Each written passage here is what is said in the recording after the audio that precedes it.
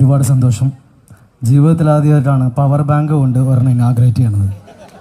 നീ എന്തൊരു കള്ളനാടാ ഇവിടെ കൊണ്ടുവന്നിട്ട് പ്രസ് ചെയ്താൽ മതി എന്ന്. കാരണം അതൊരു ടൈമിങ് അവിടെ ഉണ്ട്. ഞാൻ വിളിച്ചത് ഇത് വെച്ചിട്ട് എങ്ങനെ പ്രസ് ചെയ്യാൻ പറ്റുമോ?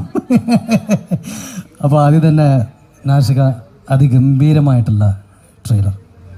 കാരണം എന്താ വെച്ചിട്ടുണ്ടെങ്കിൽ നമ്മൾ സാധാരണഗതിയിൽ നമ്മൾ സിനിമ കാണുമ്പോഴത്തേക്കും നമുക്ക് തന്നെ അറിയാലോ, ഒരു ട്രെയിലർ നമ്മൾ വീട്ടിലിരുന്ന് കാണുമ്പോഴത്തേക്കും നമുക്കറിയാം ഇത് ഓടുമോ ഓടില്ലേ എന്നൊക്കെ നമുക്ക് ഉള്ളിൽ ഉണ്ടാവുമല്ലോ, സ്നേഹം കാര്യങ്ങളൊക്കെ അത് വേറെ.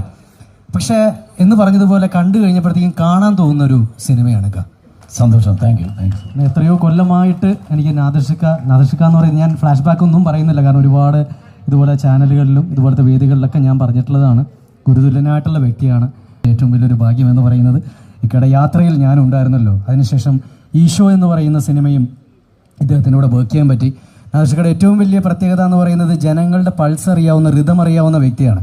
അതുകൊണ്ട് തന്നെ അദ്ദേഹം ഏത് പടം ചെയ്താലും ഏത് മ്യൂസിക് ചെയ്താലും അത് ജനങ്ങൾ ഏറ്റുപാടുന്ന പാട്ടുകളായിട്ട് മാറാറുണ്ട്. ഇതിലെ പാട്ടുകളും തീർച്ചയായിട്ടും ജനങ്ങളുടെ പ്ലേ ലിസ്റ്റിലുണ്ടാവും, മനസ്സിലുണ്ടാവും എന്നുള്ള കാര്യത്തിൽ യാതൊരു സംശയമില്ല എന്ന് തന്നെ വിശ്വസിക്കുന്നു. ഒരുപാട് ഓർമ്മകൾ ഇവിടെ നിൽക്കുമ്പോഴത്തേക്കും എനിക്കുണ്ട്.